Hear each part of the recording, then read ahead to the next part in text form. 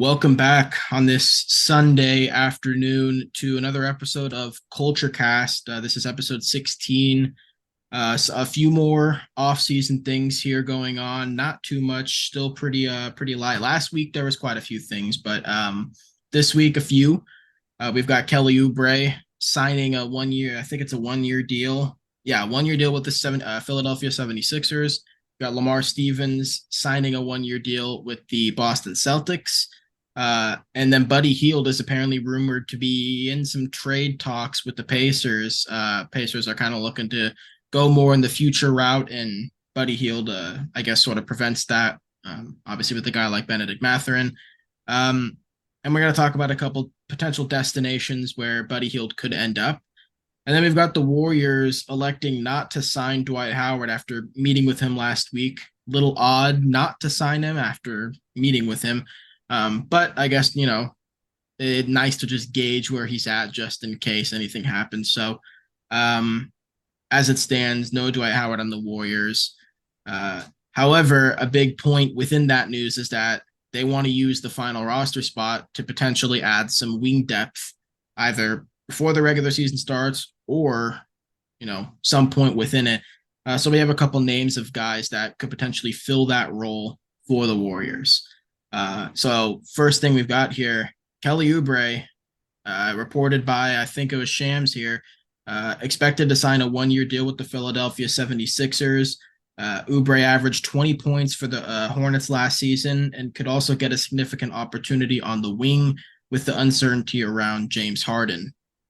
What are your thoughts on the Oubre situation? We've talked about him quite a bit regarding free agency, or not free agency, but yeah, free agency. Go ahead. Yeah, I mean, we expected him to get signed. It took a very long time for this, and just before training camp.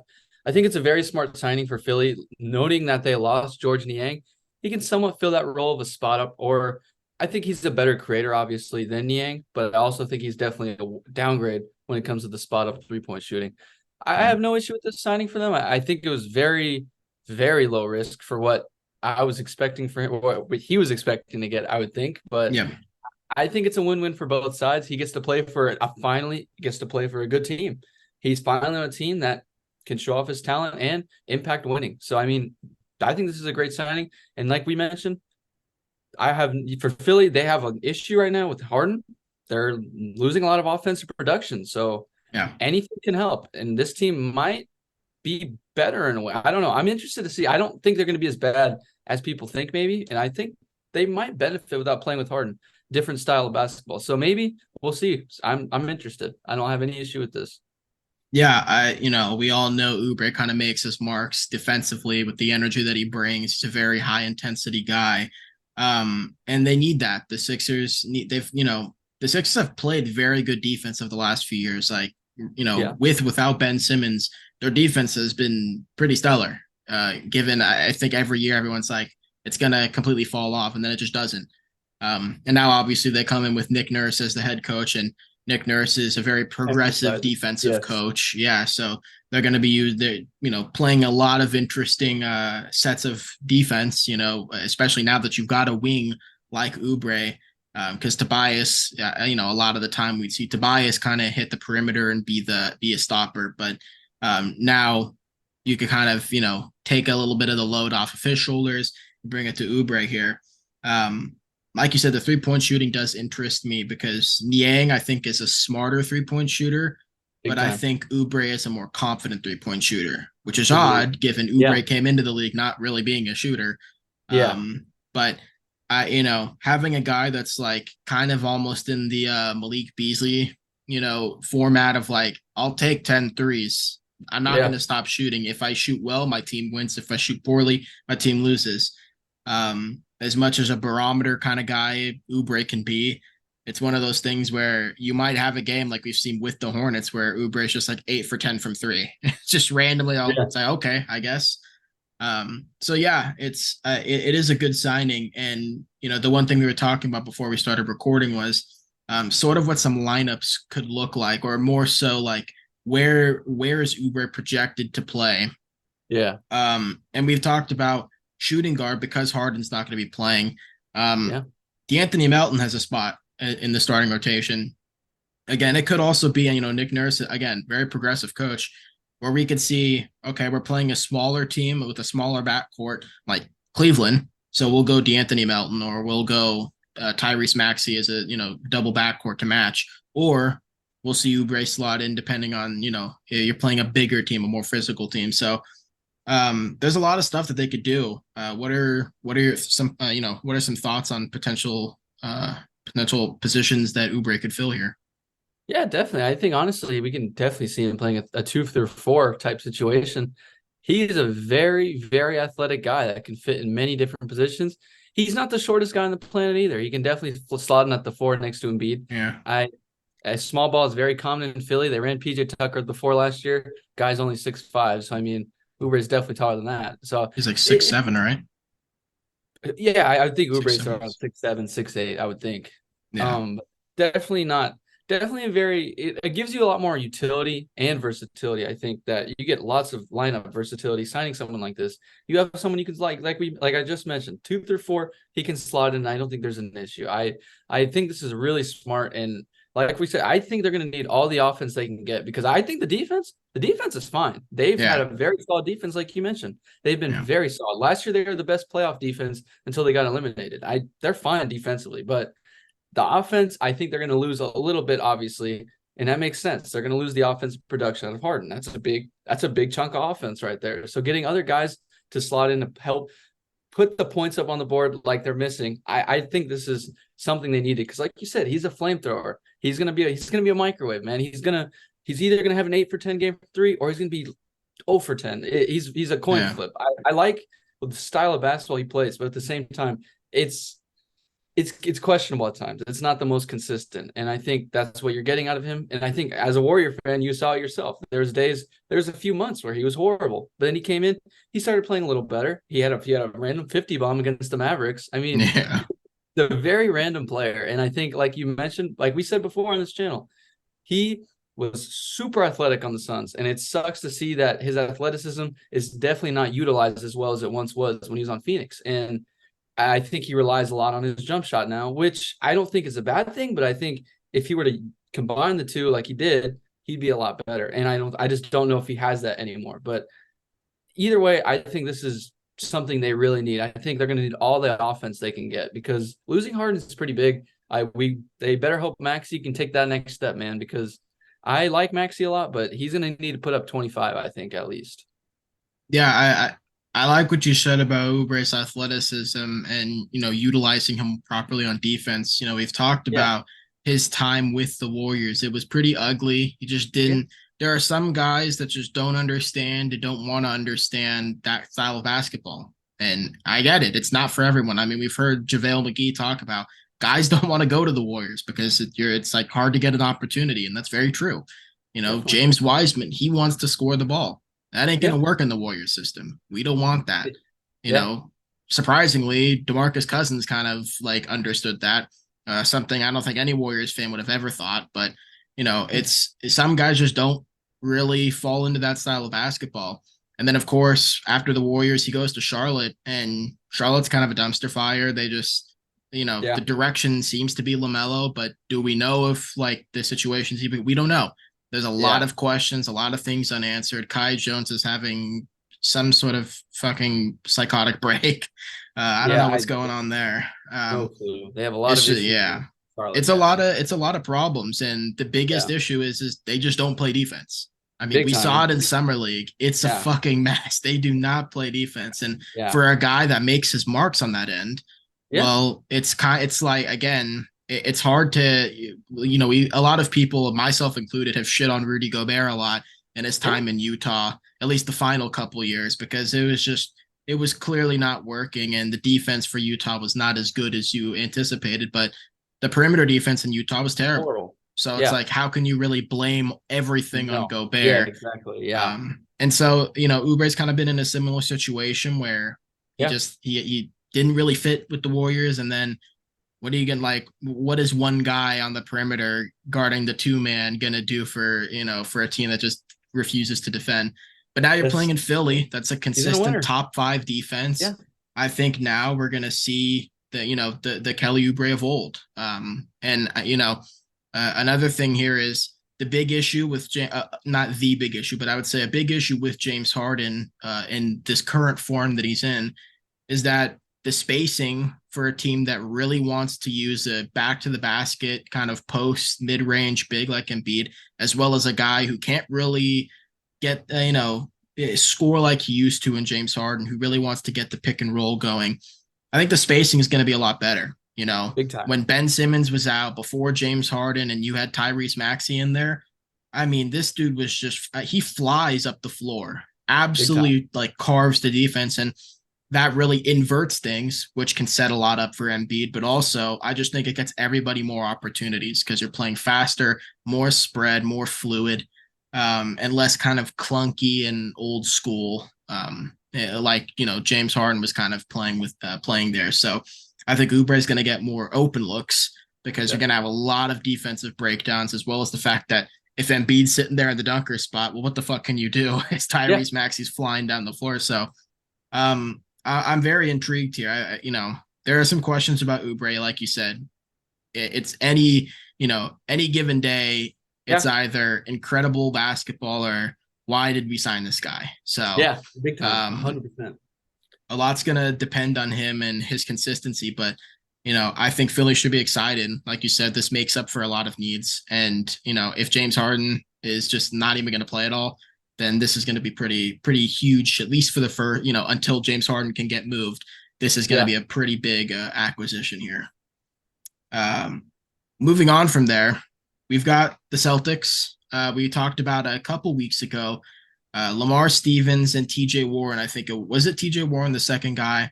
It was Lamar Stevens and someone else who were rumored to be meeting with the Celtics. Yeah, I think it was TJ Warren. I really want to say it was. Yeah. It was another forward, and I think it was Warren. But the other day, Lamar Stevens signed with the Celtics. Lamar Stevens has kind of been a unsung hero staple of the channel. We're really big on him. He's just a great hustle role player. I was telling you about before we started recording, losing Grant Williams, getting another wing that's defensive minded, that's going to do a lot. You already, again, we've talked about the contract situation. The minutes for Tatum and Brown are going to be just through the roof at the two forward positions. But, having a guy like Lamar Stevens to be able to come in and alleviate some pressure off of those guys defensively, I think that's huge. That's huge. And it makes the Grant Williams, losing Grant Williams, it kind of makes it hurt a little less. Yes, exactly. What are your thoughts any further on that there? Yeah, I mean, I agree with you 100%. Losing Grant Williams was tough, man. And I think during the playoff run they had against Miami, there was times where Jimmy Butler couldn't be stopped. I mean, he looked unstoppable out there against them, man. So I think having someone like this that's purely defensive minded and one of the best defensive players in the league on the wing. We know this. Very versatile. He's a great defender. So, I mean, having someone like that, a stronger guy like that, I think that's a very good signing to have. And I think it's someone you can just throw in your war chest. You already have so many assets they have in Boston, so much depth they have in Boston. I think it's another smart signing by them. Someone just why not bring him in? Yeah. Yeah. It's a very low risk, high reward situation. Cause again, it's, I think who were we talking about it with? Oh, the Lakers, where it's like, if all goes to shit at the end of the season, you could just fire sale everybody because you got a ton of assets on good contracts. You do. Lamar Stevens is kind of one of those guys where it's like, if it's not working out with him or if he's not getting minutes, he's a good asset. Teams are going to want him, especially, a guy like him. His value is always going to peak more come the deadline because that's where teams are like, okay, we need desperate. One more wing. Yeah, exactly. So a guy like Lamar Stevens, that value, even if he doesn't see the floor, is going to increase. So that is an asset for Boston. Very smart signing, Moving on from there, we've got the Pacers. And kind of interesting, I wasn't really expecting this. This wasn't on my bingo card. But after contract negotiations stalled out, Buddy Hield and the Indiana Pacers have started dialogue to work on finding a potential trade. Pacers looking to move on from Buddy Hield. Dude's one of the best, probably like top 3 shooters in the league currently. Definitely. Right behind Stephen Clay as far as all time that's currently playing. So Yeah. He's a big time player here for a lot of team. I mean, we only picked three, but I could say like 30 out of 32 teams would want Buddy Hield in some Very much like capacity. Buddy Hield. Exactly. Yeah, he's very low maintenance. Okay. What I Yeah, was yeah. looking I mean, for. very much so. Uh we've kind of seen he had a moment in Sacramento where it was where he wanted more of a bigger role. That was like Yeah. 5 years ago. He wanted to be the guy. He quickly was like, you know what, I'm just gonna get back into my role. And then he had a couple good final years with Sacramento where he was looking solid. Yeah. And then gets the Pacers in the Halliburton trade, and I think but my friend's a Pacers fan. He is like cool with having Buddy there, but also he kind of takes dumb shots. But it's like the Pacers have not really been competing, so Yeah. kind of hard to say that it's like he's been in a big situation here. But yeah, Buddy Hield, big time player that a lot of teams could use. What are your thoughts about this situation and what it can So, mean for the league? I mean, I 100% understand it from the Pacers. I get it. I 100% get it. You are not in a spot where you're contending. You got to try to get some assets for him, man. I mean, I would say that's probably one of the most win-win trades of the last 10 years is the Domantas Sabonis, Tyrese Halliburton trade. Yeah, 100%. As for now, that trade looks amazing. I both ways. I don't have any issue for either team. But if you can capitalize and you trade Buddy Hield and you get more assets on top of that trade, even better. So I think I 100% understand their situation. He had one of his better years last year. He was Yeah, amazing last year next to Halliburton, which I think we got to give more credit to Halliburton too, man. I think he makes Buddy very Hield look a little much. better than he might have been realistically. And I think why not capitalize on it? He's pretty high for his value. Sell him high. He's not the worst part is he came into the league, I believe, at 24 years old. So I think he's already in his Yeah, 30s. So he's already in his 30s. So man.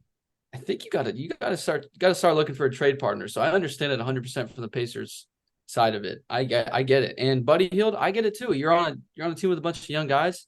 You want to win. You're getting to not a later stage, I want to say, but you're getting to a stage in your career where you want to win. And I get it. And you haven't really done that much winning in your career yet. So Yeah, I get it. obviously starting with the Pelicans and then in the DeMarcus Cousins trade back Yeah. in what was it 2017, 2016, 17. Yeah, it would have been 17. 17. Yeah, so he's kind of gone, from shit situation to shit situation. Um, And to I mean, the Pacers rebuild. since he's gotten there, yeah, Yeah. rebuild, but They're a a rebuild, man. positive Yeah. rebuild. It's not Very been positive. like an Orlando Magic thing where it's like, okay, we have Vooch and we Ian have Carter. Aaron Gordon, yeah, and then Yeah, nothing exactly. happens. But no, this is a good Man. situation for Buddy. I think he's played really good basketball. You're right. With the Pacers, he's looked good, Yeah. and we could say that a lot of that has to do with Halliburton, but I also think, I think he does. I think on uh, his own though, man. He's an yeah, elite shooter. We all know this. and I This think guy's got Rick Carlisle's a good coach. big time. Yeah, Exactly. They have something really good down there in Indiana. So I think if you capitalize on trading him away and you get more assets out of this trade, even better. Why not? I say I 100% understand it.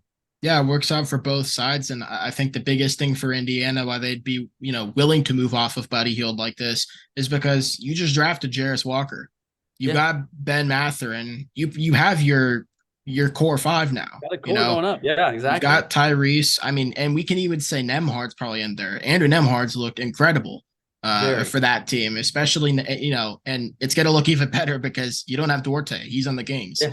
so just their young core is getting very much established here, and Yeah. yeah, this is not a time where it's like, yeah, I'm gonna give 80 million to 100 million to Buddy Hield right now. This is like, yeah, we'll get you on out of here. I'll put you in a good situation and hopefully bring back either a couple role players. I mean, for Indiana, you could go either way here. You can say, Yeah. yeah, we'll do the Thunder move and just like stock Picks. load 150 draft picks. Or you Yeah. could just say, you know what, I like our core right now. Let's get some veterans in there and start trying to Yeah. win now. I get that. I Um, feel that. yeah, I think either or is amazing for that core, man. They've done really well at this rebuild. Because I mean, I'm trying to think about it. They've been last time they made the playoffs, if I'm correct, would have been 2020, the bubble, and they lost to the Heat in the first round. really. I didn't know they made it. I didn't watch the bubble, so I don't quite remember how everything shook up there. I believe they lost to Down. the Heat, and they got Okay. swept by the Heat, I believe, in Interesting. TJ Warren bubble year. Right. Okay, yeah. Never mind. I I do think remember that saga. I think that's the last time they made the playoffs. I Yeah. might be wrong. They might No, have made you're it. right. I Yeah. don't remember. Because after that, Warren was out for 2 years. It was a whole mess. Oladipo moves. So, yeah. Yes, you're right. All Depot to the Rockets. You're right. You're 100. Yeah, never mind. Yeah. Yeah, I think 2020 is the last time they made it. Quick rebuild, man. Quick rebuild. Very quick. Yeah. And yeah. And I think also by, instead of saying, yeah, we just want picks, by saying, we'll take some role players, that just Yeah. opens up more teams that you can trade with. Big time. And now you could kind of, if you're Indiana, you could get a bit strategic here and say, okay, we're sending them to the West Coast. We're not playing them. We're not putting them in the East. Yeah. We do not want another flamethrower in the East. So, I think this is a great situation for the Pacers, and like you said, for Buddy Hield, it's you're kind of getting up there. You might be right about him being in his 30s. He might either be like 29 or 30, something like that. Yeah. I don't think he's not like 35. He's no. He's low 30s. Yeah. He's low 30s. I think he's 30. I believe he's like 30. Yeah, probably around that, just hit mark. So, he'll at some point he needs, priorities need to get straight, and you want to start winning. So, I swear to God, I think we've talked about before, going into before the Russell Westbrook signing with the Lakers, the Kings were rumored to trade Buddy Hield and Kuzma. And not Kuzma. Wait, it was Buddy Hield, and Richaun Holmes, because Richaun Holmes had just had a fantastic season going into that off season. And those two, the Lakers needed some depth at the center position, and they needed that two guard that could shoot. And they, LeBron said no, bring us Westbrook. But my point in bringing that up was, the Lakers have just absolutely aced this offseason and signing guys to good contracts, despite us completely overshooting, rightfully so, given the way contracts have worked lately. Who's to say we don't see the Lakers pull off some more fucking magic, That was one of the teams I have. Yeah.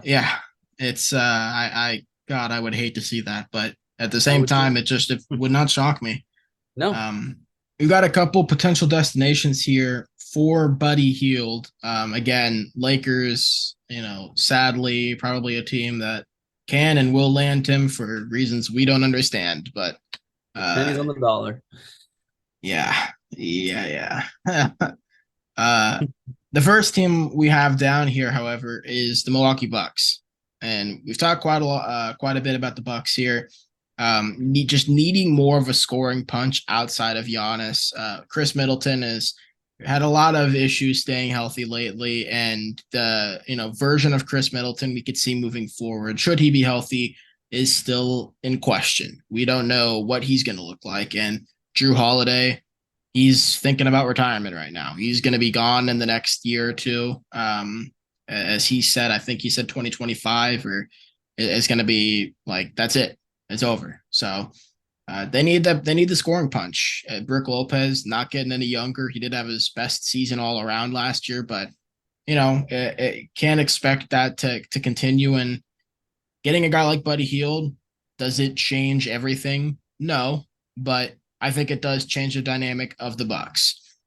They've kind of tried to do that with Wesley Matthews. We've seen them try to do it with Grayson Allen, bringing in, kind of some C-tier bench shooters to be that punch. But Buddy Hield is, again, we've talked about, probably a top 3, top 4 shooter in the league currently.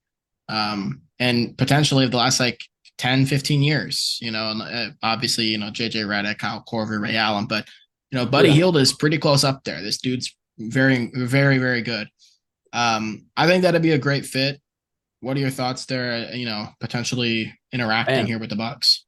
Milwaukee, man, yeah, they, like you said, they need someone like this. This has been someone I think they've been desperately missing for a bit of time. I mean, they have Grayson Allen, who somewhat fits this role, but obviously not to the level that Buddy Hield does. I mean, You get Buddy Hield with Giannis, and you just get him with other. It's just crazy, man. There's a lot of options there. They already have a lot of 3-point shooting as it is. I mean, Bobby Portis, Yeah, you Brook can Lopez, space. obviously. Yeah, You got so many shooters. So if you get, like you said, and you're getting a guy who can put up 20 pretty easily, and yeah, I think at times in the playoffs, they've been a very lackluster offensive team, and they've showed it time after time. I think their offense is always what their biggest downfall is. They never can put up the amount of points they need to, man, in the playoff game. So I think getting someone like this that is, like you said, a top 3 shooter in the league easily, can put up 20, little bit of shot creation, not a crazy bit, more of a spot up, but yeah. shot create if needed. It's just they need offense, man, and I think this is something that would probably help them a good amount. I don't know what it would look like trade wise on paper, but Yeah. there's a few signings there, a few trades they had last year. I mean, Jay Crowder didn't work out. I mean, there's just a lot that hasn't worked out for them more than you think. I personally think they have one of the better rosters constructed, but they've had a lot of issues in the last few years, man, coming to the playoffs. So getting someone like this that can score, you need to definitely change something. I think this could definitely help significantly. Yeah, talking about potential pieces that Milwaukee can move, Marjon Beauchamp, that's a Yeah, dude where it's value. he's just probably not going to see too many minutes. That's just No, like he might not get a there. bit of a bigger bench role this year because of all the Yeah, guys that they lost, but at the same time, might be someone you want to capitalize on moving before he kind of becomes an afterthought in the league. So, yeah, I'm yeah, with you. Buddy Hill would look great there. And the thing about Buddy too is he's one of those guys. It's like a Klay Thompson thing. If he gets going, it's over. He's just Yeah, one of those guys where once it's rolling, it ain't stopping. yeah. And we again, the Bucks, that team just tends to kind of fall apart, and it's Fizzles pretty out, man. ugly. And yeah, it Yeah, really does just fall. So to have a guy like Buddy Hield, where it's just like one goes down and now it's over, like yeah, that's big no, time. yeah, Again, like Chris Middleton sort of have that, but Chris Middleton, he's a tough shot maker, tough shot taker. big time. And even though he's damn good at it, and he's like, before he got hurt in his prime, he was one of the best shot creators in the league, especially Yeah, at the wing position. Him, 100%. KD, not too many others in that category. But Chris Middleton, he might not be the same dude, but also he's someone where he's taken a shitload of contested shots. Buddy Hield is to like, Giannis just collapses the defense so Yeah, easily. So a guy like Buddy Hield, that sliver of space he's gonna get, might be able to get more open looks too, man, on a team like this. Like, yeah. And a again, like ton of Grayson other Allen, people. he might be good for 3, 4 threes a game. Yeah, Buddy Hield eight, can eight take or those nine. Yeah, opportunities and yeah, just yeah. yeah. Double So it. I yeah, mean, it's crazy to think about, man, because like you said, he is as legit as it gets as a shooter. I mean, someone yeah. like you compare someone with Giannis, and like you said, the defense totally collapses onto Giannis badly. So I mean, you're looking at a lot more open shots. I mean, not saying that Halliburton couldn't get him those open shots, but he might be able to get a bit more with taking a little. He has a little bit of pressure taken off of him too, playing alongside Middleton, Drew, and Giannis. Yeah, It's interesting. exactly. It's That was interesting. it, we saw that with KD and the Warriors. Like, it's pick your poison. It's like, Yeah, okay, your first eye is we got to stop KD, and then it's yeah, we got to stop Steph. you So got who's going to to. be open the most? It's going to be Clay, Yeah, So let's say in this situation, Chris Middleton is playing like he's healthy. Prime yeah, Chris Middleton's still there. yeah, man. Buddy Hield's going to be eaten. It's going to be Yeah, open season for that dude. So, I think this yeah, benefits Drew a lot too, man, because he was big he was rough time. last year in the playoffs, man. And I think him being a second, he's a really fringe second option. And Exactly. I hate to say this, I personally, really not even kidding, think I like Buddy more as a second option than I do Drew. Yeah, for scoring, I do. Drew I hate to is say it, yeah. Yeah, but I think the biggest thing with Drew is it's like I'd rather just have him kind of as a Malcolm Brogdon. As a like we know Drew is capable of like putting it on the deck and kind of he's got game. He's not oh someone yeah, who's short of game, 1,000%. Yeah, but like it's almost like I don't know. He's more you want him for the defense. You want him exactly. because he can play make whatever you get from him scoring wise is He'll fantastic. take it. If it's Yeah, 20, it's 20. If it's 22, it's 22. If it's 15, it's 15. He yeah. just does so much. So yeah, just for strict offense, you're right. I think I would have Buddy Hield. as a scorer, purely as a Yeah. scorer. No, I'm And not to saying Buddy he's a Hield's better credit player. too, I think we saw in Indiana, Buddy Hield's playmaking is actually not too bad. No, He not at all. actually makes some pretty good plays. He has a lot of dumb turnovers, but he does Yeah, make some good plays. And I think that's big because again, with a team like Milwaukee, Giannis is he's a menace. And yeah, if you've got a guy that is, supposedly a strict shooter that can, make good reads and say, okay, Giannis is a sliver of space. I'm going to get him the ball as opposed to jacking one up. That's huge. So, yeah, yeah, Buddy Hield, I think could be a big help there in Milwaukee. Uh, the second team we've got on this list is the Cavs. And we talked about the Cavs last week. We sort of talked about them the week before as well. Um, there's a lot of questions in Cleveland. yeah, Last season it looked like they were one of the best teams in the league, but the yeah, trains sort of fell off the trail or fell off the tracks a bit towards the playoffs, and then it just all crumbled.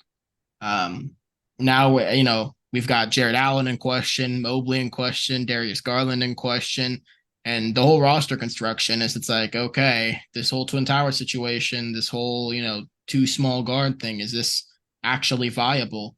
yeah, Buddy Hield, exactly. again, he's not a world beater. He's not going to completely flip the dynamics, but for a team that just, if it wasn't Donovan going up to get one, if it wasn't Darius in pick and roll, if it wasn't Mobley in the mid range or low post, what were you really getting? Karras can only do so much as a shot creator coming off the bench or, in the times that he would start. Okoro's not a good shooter. Chetty Osman can only do so much. Now they do have they have Niang and Wait, Max is Strus, Jetty right? still there? I don't think Jetty's. I think Yeah, he's gone, right? He's on I the think he's in the Spurs. Spurs. Yeah. Yeah, Um, they have Niang and they have Strus is who they yeah. brought in. Yeah, So they've got a couple guys that could come off the bench and give you some spot shooting. But again, like you talked about, Milwaukee has a couple guys that could do that as well. But there's a difference between I could make a couple threes a game versus like you just stick me in the corner and do your thing and let me go to work. yeah, It's like he just changes the dynamic a little bit there and gives Darius Garland a knockdown guy that you can trust. Gives Donovan yeah. Mitchell a knockdown guy you can trust, and that can alleviate some space too for Mobley. That can alleviate some space for Jared Allen. Um, I don't think it's as good as a Buck situation, but I still like it a lot more than what it currently is in Cleveland. Yeah. What are your thoughts there? Yes, I mean, you're talking about a team where they had one of the worst benches in the league last year, man. I mean, they got nothing out of their bench. And then if they Yeah, wanted to go that route and Buddy Hield came off the bench, hey, even better. But I mean, they have a very weird situation. Like we mentioned last time, they have a lot of money being ready to be spent yeah, on the four right there, the core four. Are they going to ship one off? They have a horrible spacing issue. This kind of changes it a little bit, man. This changes the dynamic. Bringing in Strus, Niang, and Buddy, three shooters right there that you're more than trusting to take the shot. So I don't hate it at all. I mean, like we said, I believe they were 29th when it came to offensive efficiency off the bench. They were bad. They were really bad off the bench, man. They had a horrible bench last year. yeah, LeVert is good to an extent. I do think having someone like this next to LeVert is even better. So I think LeVert, we all know he's a very fringe shooter. He's not a shooter. He's not a three-point shooter, I should say.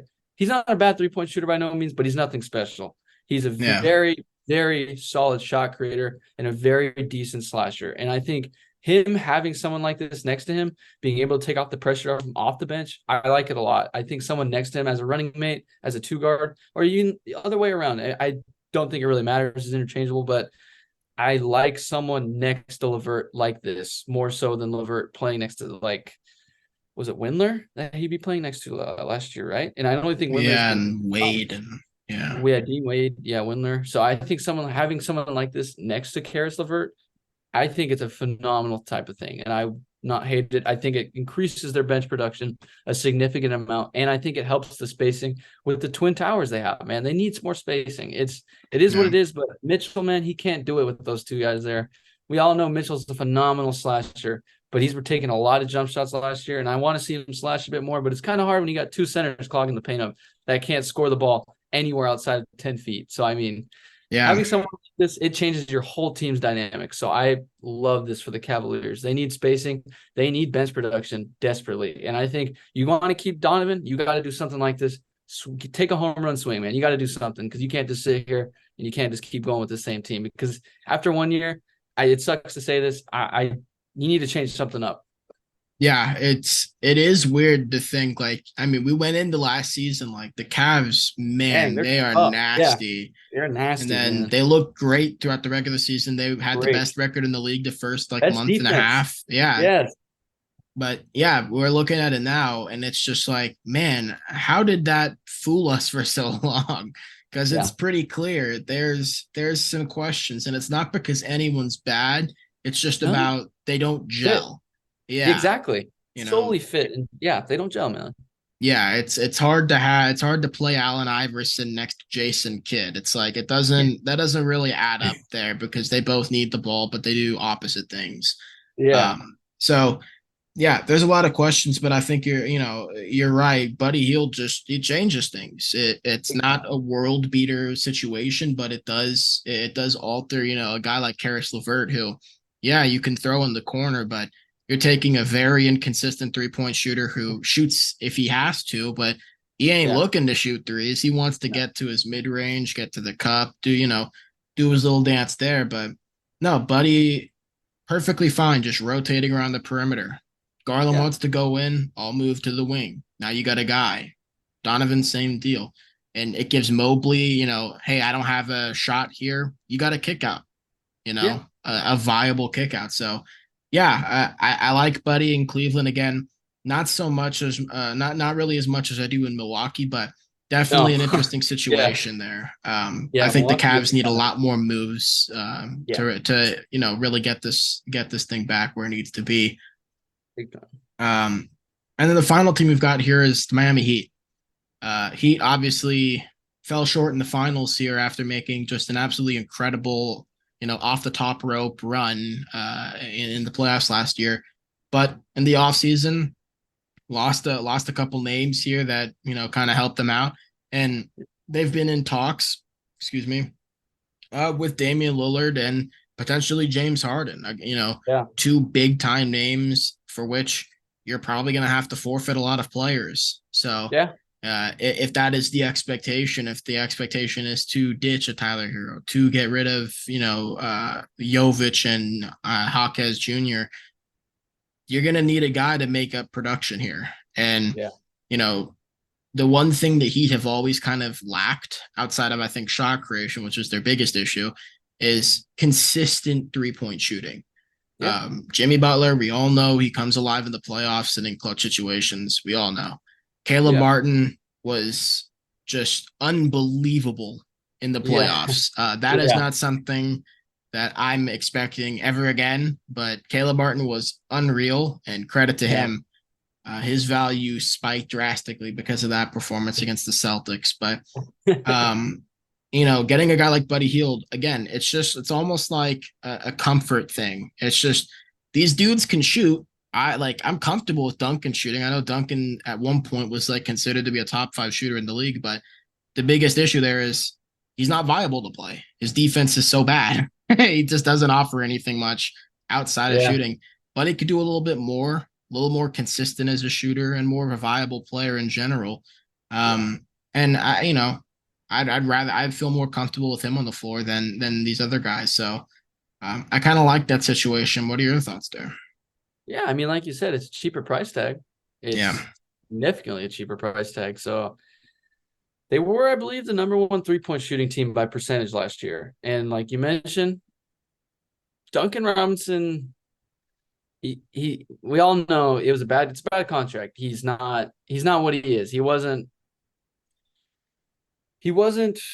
I guess, what's the word I'm looking for? He wasn't advertised as, I guess, what he realistically is. He's just Yeah. he doesn't do anything else besides shoot the ball, man. I mean, Yeah. I don't think he offers anything else. And I think there's obviously a role for that nowadays, but even The as price Miami, tag. Yeah. yeah, it's interesting. But I mean, like you said, Buddy, man, he's a very, very, he offers a lot of different other skills than just that. He can score the ball, not just shooting it. not the greatest shot creator, but he can create his own shot once in a while. He's more than a capable playmaker, has a secondary playmaker. He's nothing. We're not asking anything of him besides secondary playmaking, which I think that's perfectly fine. And having someone like that next to Jimmy Butler, who we all know is not a very good shooter. We all know this. He's not a good shooter. You have Bam. I don't think I've He's maybe seen so him take inconsistent. I've maybe seen him take 5 threes the whole time I've ever seen him play. He's not a shooter. I mean, they have a lot of they have a very interesting team. They just have such an interesting team that I don't know how they make it work so well every year. Yeah. They have so many different players that it's just so many undrafted players that they make work, and I respect it. They do what they need to do. They make it work, and having something like Buddy that can come in, can give you 20, which Miami's offense last year in the regular season, scoring the ball, they were atrocious scoring the ball. Yeah. They didn't have Hero too. If you get to keep Hero, you get to keep Jovic, and you get to keep Jaime, and you bring in Buddy. I think that's a great offseason. You just made the finals. I don't know how realistic it is to go back and how big your window is, but having someone else that can give you 20, and it's going to change the dynamic of it. Because, I mean, dude, he changes the whole dynamic of almost every team he's going to go to, realistically. He is the best. He's the cheapest option of a shooter you're going to get on the market for how valuable he is, realistically. Yeah. I mean, he's going to shoot 40%. He's going to shoot 40+%. And he's going to take 9 or 8 a game. It gives you a whole different dynamic to every team he's going to touch. But Miami, especially, you're giving him. I don't know. I don't think there's a team I really don't like that he goes to.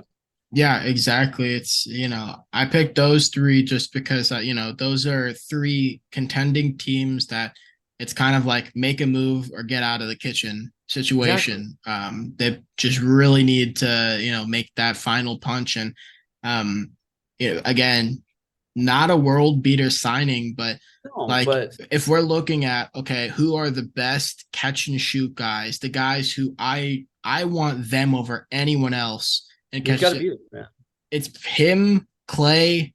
Who else? I can't think of anyone else that realistically, like, volume, efficiency. Yeah. Remember, Clay just came off the year averaging like 11 attempts per game from three, shooting 40%. Technically his best year from three, right? I believe so. It's technically his best year. Volume to efficiency, everything. Yeah. Buddy, big time volume guy, big time efficiency guy. Like, who else can match what those two do? I don't think anyone. I could be wrong, but I'm not thinking of anybody that is taking 10 threes. Porter, but on a way lesser scale for the volume, I would say. Exactly. So it's like who's – and he's going to be way more expensive than Buddy. I mean, Michael Porter Jr. could probably get you he might get like $150 million minimum. I could see him making 200, Yeah. Overpay, but still. He's on a big contract right now. I'm pretty sure he's on a max, right? He's on a max. Yeah, so Buddy probably gonna be like maybe 80 to 100 million, maybe cheaper. That's realistically cheap nowadays, man. It's crazy that it is, but it is. He's gonna give you like at least at minimum, he's gonna give you 15 points, man. I mean, 15 points, 40% shooting from three. Yeah. Best shooting you're going to ask for in the league. Because if I'm correct, didn't he averaged 20 last year, did he not?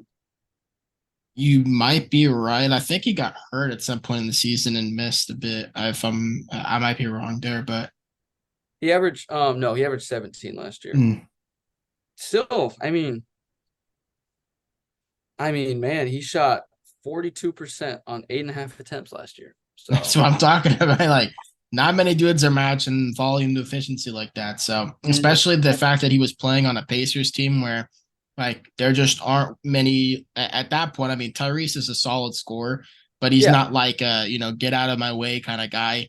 Ben kind of came onto the scene randomly. Yeah. So it wasn't like, I've got these monsters next to me, so I'm just getting these looks. It's like he was doing that on a team where teams weren't quite like worried about you. Or they more so weren't like, leave him. We got other dudes to worry about. It was like, no, we could guard Buddy Hield normally. Yeah. So to be in a situation, even like Miami, where it's like, okay, I've got Hero, Bam, and Jimmy there. Yeah. My life's got to be a whole lot easier as Buddy Hield. So Yeah. Yeah, I think he's gonna, yeah, exactly. Everyone, yeah, he's not the main focal point, and I mean that's just what it is. He's not a star. He's just gonna go and he's gonna Yeah, play the ball. He's gonna shoot the hell out of the ball. I mean, I don't think there's anywhere to put it. He does what he needs to do. He's an elite shooter, man. I mean, yeah. yeah, Uh, to move off of that, last but not least for the day, we've got the Warriors. The Warriors electing not to sign Dwight Howard as with their final roster spot last week. Of course, set to meet with him. Did meet with him. Uh, it seemed to have gone well. He ended up going to yeah, work out with Chris Paul and Draymond Green, I think in LA or wherever. Draymond was pretty pissed actually that information got leaked. He was kind of mad on Twitter about that. And the kind of consensus here is that Dwight's party leaked that information that he was going to work out with them. And supposedly that's why the Warriors said no. I don't know if that's for sure. I listened to that on Athletic Alchemy's show. He said that. I don't know if that's for certain, but um, that wouldn't shock me. Dwight Howard is not the most mature NBA player there's ever been. yeah, Um, and the Warriors have had just so many issues the last year and a half with just dealing with issues in the locker room. You don't yeah, want stuff to just start like, yeah, send everything to the media. So they said no to signing Dwight. One of the reasons listed was shoring up minutes for Usman Garuba, who they're very high on apparently, which is awesome. Trace Jackson Davis, who incredible summer league, 4-year college guy. We've talked about him. Trace is incredible. I'm super excited to see how he's going to look with Chris Paul. Jonathan Kuminga, of course, just getting more minutes. And then Dario Saric, who they just signed. And one thing Athletic Alchemy pointed out that I didn't think of, but it was very true, was that, it took a bit to get Saric. It wasn't just like free agency open, Saric is here. It was, they had to kind of work for it. And yeah, so there were probably some promises of, yeah, you're going to be playing like 15 to 20 minutes a night. So Dario Saric is probably going to get some solid run time here with the Warriors. And we saw with Bielitsa, we've seen with smaller bigs, the Warriors are not afraid to run an offensive speed five. Even yeah, Anthony Lamb was playing center last year for the Warriors. So Dario, 100% could see him playing here at the five. So Dwight Howard kind of just like an accessory and not so much a necessity at this point. yeah, And then the final reason was they just want to use that extra roster spot for wing depth, which was something I talked about last week and I agree with. And that leads into a couple guys we think that could end up with the Warriors to fill that wing depth role. I think they have a ton of guys already that could play defense. I don't think they need a defensive wing at this point. They got yeah, Wiggins, they've got Gary, they've got Usman Garuba, Jonathan Kuminga, Moses Moody's kind of improving defensively. That's not really a spot that they need filled anymore. A high IQ guy who can switch and stuff, but you don't have to be some elite defender to be able to switch properly. yeah, But the first guy that we have on here on this list is Will Barton. Will Barton, he is a Warriors killer. He's kind of one of the every team has a guy that's like, how is it that every fucking time we play this team, this one dude just shits on us? That's Will Barton. Will Barton cooks the Warriors. It's a meme within the fan base. Obviously all those great years with the Nuggets, coming off the bench, had a couple starting. He's a great scorer, man. He's just a very, very good scorer. Kind of an old school game, very creative, shot creation heavy. Got traded last year with Monte Morris over to the Wizards in that trade for Kentavious Caldwell-Pope. And Will Barton injuries also just, it didn't really work with the Wizards. Obviously, they were kind of in a state of flux with the whole Beal situation and, Johnny Davis being a rookie, but that kind of being a weird situation. It was just a kind of a mess for Will Barton to get some quality run time there. But that's something I think the Warriors need. Again, they already fixed the Jordan Poole situation with Chris Paul coming off the bench for stability. But now you need a consistent scorer coming off the bench because that was Jordan Poole. He was your scorer. And yeah, now you kind of have to replace that and get a guy who can go get you, maybe 10 plus a night. And I like Will Barton for that role. It's not Yeah. asking too much. It's pretty simple. Just go fucking score, you know? What are your thoughts on that potential Yeah. relationship? Like you said, Will Barton was very solid for many years. He was a six man for the Nuggets. He was giving them, I want to say he averaged 14 at least almost every year. Yeah, He he's was a like 14, 15 oh, guy. yeah, exactly. He's been there since, man, I want to say he got drafted in 2012 to the Trailblazers, and then he was traded to the Nuggets. I think Mm, he's been in the league for a while, man, longer yeah. than I remember. But he is a very solid scorer, and this might be weird, but I would consider him. He's somewhat like a budget pool. I would say so. He's a like his style Flashy. of Yeah. very yeah very flashy, very mid range oriented. He's definitely not the shooter that Poole is from three, but he is a very interesting shot creator. I would say I like him as a shot creator. He's definitely not the most efficient, but I mean I don't think there's that many bench guys that play that type of play style that are going to be crazy efficient. So I think having a different type of scorer on your team is always something you should always try to go for. And I think that would be very beneficial to the Warriors having someone like that. Because in the playoffs last year against the Lakers, I think there was times where you guys eked another scorer and Poole wasn't giving it to you, Clay wasn't giving it to you. It was only Steph and Wiggins a few times. Yeah, I mean, I just feel like there's times where you guys needed a different approach to the scoring. And I think someone like that would be great to have off the bench. And like you said, he'll be playing next to Chris Paul. Yeah. That was the That's biggest thing is they extra just life easy. lacking tough shot makers. Yeah. You don't need them per se, but No, but it again, helps. with a team like the Lakers that just play really good defense, they have a big Mhm. center, which fucks with what the Warriors want to do, especially because Big time. they're like if they have quality defenders on the perimeter, then you don't have to, bring out Anthony Davis. You can just switch. So Yeah. the Warriors were kind of caught in an area where Wiggins is not an alpha guy. He's not No. someone where, yeah, everybody get out of my way. I'm gonna go get you 30. Like he's a very let the game come to me kind of player. And uh, you know, it's okay, but there are times where you need him to be better. And for Yeah. Clay is still in the mode where he's trying to get back to be able to be like just physically ready from day one of the season through the final game he plays in the playoffs. Yeah. He obviously last season Steph got hurt a few times, and Clay had to pick up the pace for him. And he had that month in January where he was like one of the best players in the fucking league, averaging like Yeah. damn near 30 or something. He was incredible. Yeah. And he kind of proved that he's still there, potentially better than ever.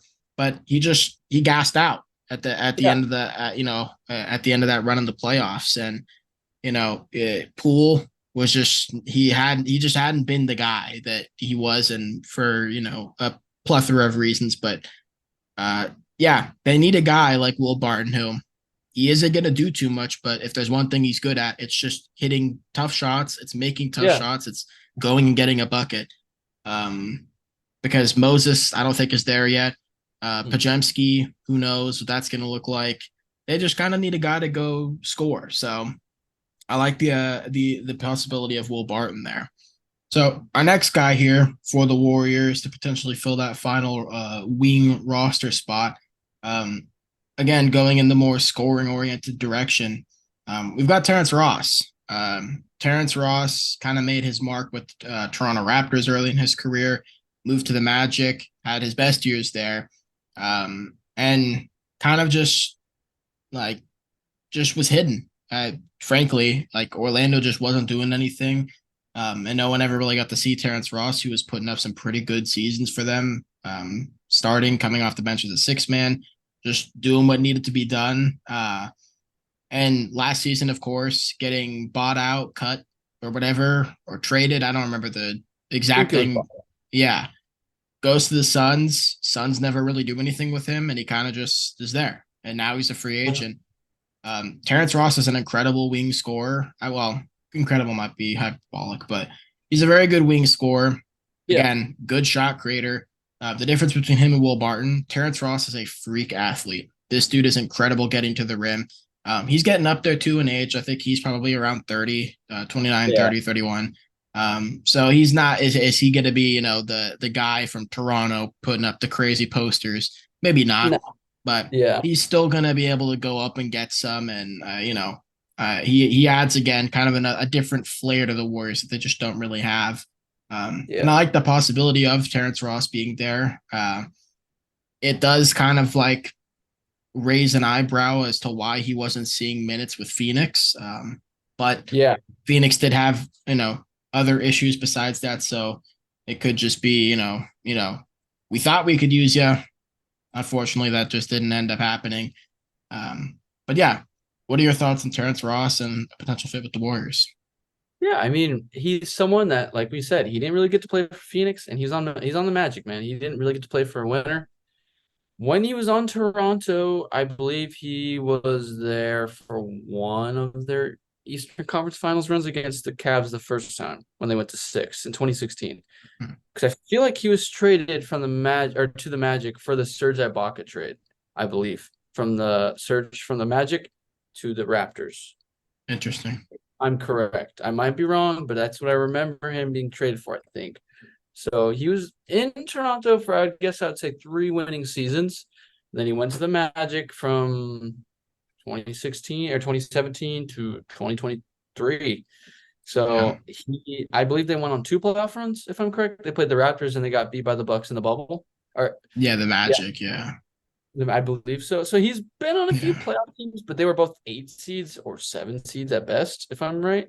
Yeah. He hasn't necessarily been on a crazy winner like the Warriors. So I think maybe they can bring something else out of him. I mean, he's a very solid shooter. We know the last few years he shot a very interesting percentage from three, but as soon as he got to Phoenix, I believe he went right back up to 40%. So having someone that's going to be able to he's not going to be focused on whatsoever compared to the same amount as he was in Orlando.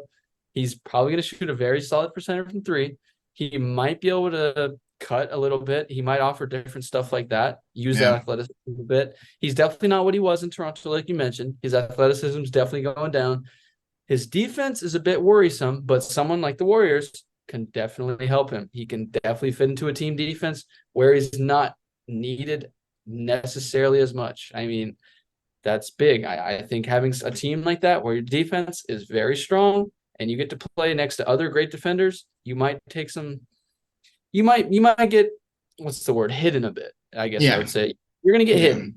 That's what it is. I think that's fine. I think having another scoring punch like him, he's another guy. He's kind of like a microwave to me. He is not the most consistent scorer at times, but when he's on, he's on. So I think having someone like that for another option, that's huge. I think scoring is a big thing that the Warriors are going to need. So why not? Yeah. And I think another thing is, Steve Kerr has always been very good at staggering lineups. He's not like all stars play, no stars play.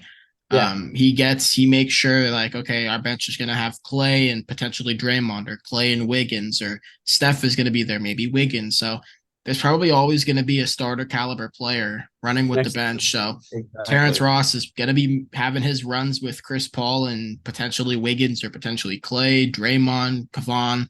There's going to be Steph. someone there Yeah. that helps. Yeah. So it's, he is never going to be like, kind of where he was in Orlando, where it's like, okay, second unit's yours, go out there and be the guy. Yeah. Which for a few years in his career, that's cool. He's in his Yeah. athletic prime. It's all good. But But now yeah, he's at probably a don't different want to stage. be, yeah, you don't want to be Yeah. grinding him down like that. So I do like a potential Terrence Ross fit, so that'll be interesting. It depends on what he wants to. He was on a pretty big contract with Orlando, so I'm interested to see where he kind of thinks his value is. I saw Um, something where he was looking into Euroball a bit too, like oh wow, considering going maybe overseas. nobody's looking at him.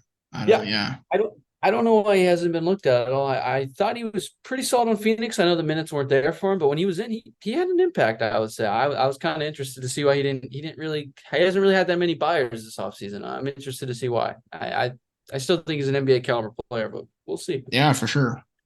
And then last but not least, we've got TJ Warren. We are just talking about him, or you were with the bubble. We know he had that, year stretch where it was, or bubble stretch where it was like, oh, okay, I guess he's a star now. Yeah, Granted, it felt like 90% of the people who went to the bubble became stars, but for a minute or two, it is what it is. But TJ Warren, solid score. He's sort of just an all around balanced good player. I don't really think there's any more to it. He's just a very good all around player. it's just the injuries, the foot. It's really fucked him up the last few seasons, and what again could have potentially been a superstar berth with TJ Warren, kind of just floundered because of the foot in Indiana, and then ends up in Brooklyn, then ends up in Phoenix. And now we're looking at a situation where TJ Warren is just sitting there on the market, and it's going to probably be for a minimum contract. I can't imagine anybody's going to go multi-year with him, or for anything like over $1 million. So it's going to be, or more so like 2-3 million. It's gonna be cheap, probably close to vet minimum. So, it's a kind of like an Otto Porter situation, where the Warriors were like, "We'll take a chance on you," Yeah, it worked and out. very much so. And I like TJ Warren. I don't know many people who don't like TJ Warren. If you're a Heat fan, you probably hate him, but I don't really know too many people who wouldn't want a TJ Warren on their team. He's kind of just good. I don't really, he's not like Terrence Ross, where it's like, man, freak athlete, fucking fantastic shot creator. With TJ, it's like, he could play some defense. He could kind of play make. He can shot create. He could get in the post a bit. He can get to the cup. He can shoot the three. It's like, I don't really think there's a real hole in his game. It's just he's not great at anything. He's just pretty solid.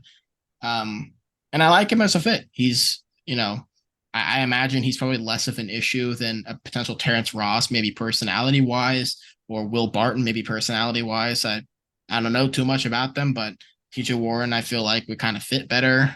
He's, energetic, but in the right way, not as much like a flashy kind of let me get mine sort of deal. So I like TJ Warren a lot. He's kind of been, Warriors fans have wanted him for a little while now. So he's someone I like as a fit here. What are your thoughts?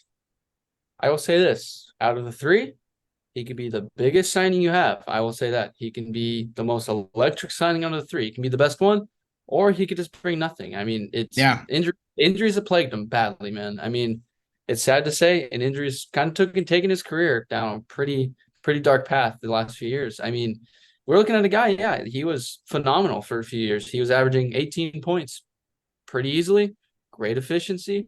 He was not a bad defender, like you said. He's very solid playmaker. He's just like you said, he's not just a solid guy. He's a very solid player. I would take him on my team too, but I think he can be the best player out of those three wings, or he can be the worst because he's not going to play. I just think that's what it is. He's really good at times. I mean, it's just, do you know the health? And I mean, I feel like the Warriors have a very good medical staff. It's pretty solid. I mean, it feels like it's not because of the freak injuries that have happened to Warriors guys, but as far as like getting people back healthy and not re-injuring themselves because guys were rushed, like a Tua situation with the Dolphins, it's like you don't have that. Too. Yeah, was almost they were very Blazers. Yeah, and the Warriors were like, yeah, we're not going to throw you out there like that. Yeah. And granted, that was learned, that was something they had to learn the hard way when they tried to kind of get KD back into the finals a little quicker than maybe he should have been. So, they've definitely been more on the, we're going to rest our guys train. But that's the other thing is, as we talked about last week with the new resting policy, do you want to take a chance on a TJ Warren if you can't really rest him? Like when Otto Porter was here, the Warriors were like, Otto will play every couple days. Yeah. Every couple games he'll play. We just don't want to. That's a dude where you don't want to see Otto Porter playing 70 plus games on the year. You just don't, because that's probably going to be fucked. I think the resting policy, isn't it solely all-stars, if I'm correct, or something? Oh, right. Never mind then. Well, wait. Yeah, okay, never mind. I don't think TJ made an all-star team in the last 2 years. I think he was hurt. When this would technically kick in 4 stars, I think he was still injured. So still injured, yeah. So never mind then. That was me. I misunderstood.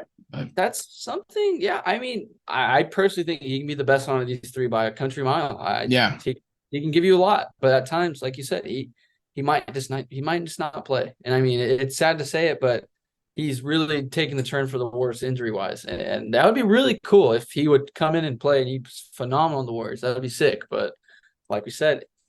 Yeah, again, the nice thing here for all three of these dudes is none of them are going to be asked. You're not in a big role. This is a very low role. Exactly. 10 to 15 minutes max. It's Yeah. just come off the bench, give us a bit, maybe 10 points, like 6 to 10 points in that range. And Yeah. that's it. That's all we need. All you Play need. some Yeah. solid team defense and you're good. Again, Yeah. with Chris Paul there, it's just that the dynamic is just so different now as far as getting these guys good looks, setting up the offense properly. I think all of them will be nice, but yeah, TJ Warren is one of those dudes where it's like there's just not really a hole in his game. It's just can he be healthy? So, and that's it's kind of the old adage. It's availability is the best. What is Yeah. it?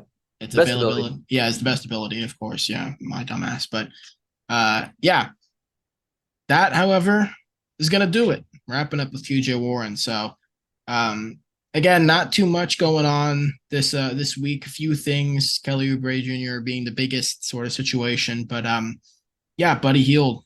That's some big news, and for the Warriors, no Dwight. So Warriors fans that were absolutely banking on Dwight Howard, and Not happening. everybody's saying L Warriors in the comments, or of the Warriors page on here, but they've I I don't know. yeah. I kind of agree. I didn't I don't really think want it's it. that bad. Yeah, Yeah. it I was. don't think it's that bad of a loss, Yeah, honestly. and he'll probably be there come the deadline or come the buyout market. So if he's Hey, man, there, yeah. and you need him, then get him. Sign him. Yeah. Yeah. So that is gonna wrap it up, however. Kind of a short day. But yeah, thank you all for tuning in and watching. Hope you're enjoying the content. Thank you, Dom, again for being here. And as always, in the moment hoops in the description. And we will see you all next weekend. Hopefully, with some, I would love to see a Damian Lillard trade happen. It's Shake heating up, things man. up. It's Yeah. heating up. So we'll probably see one sooner than later. Yeah. So hopefully we see some crazy shit happen next weekend. But if not, we'll still see you then. So have a good rest of your weekend. Enjoy the football games tonight and peace.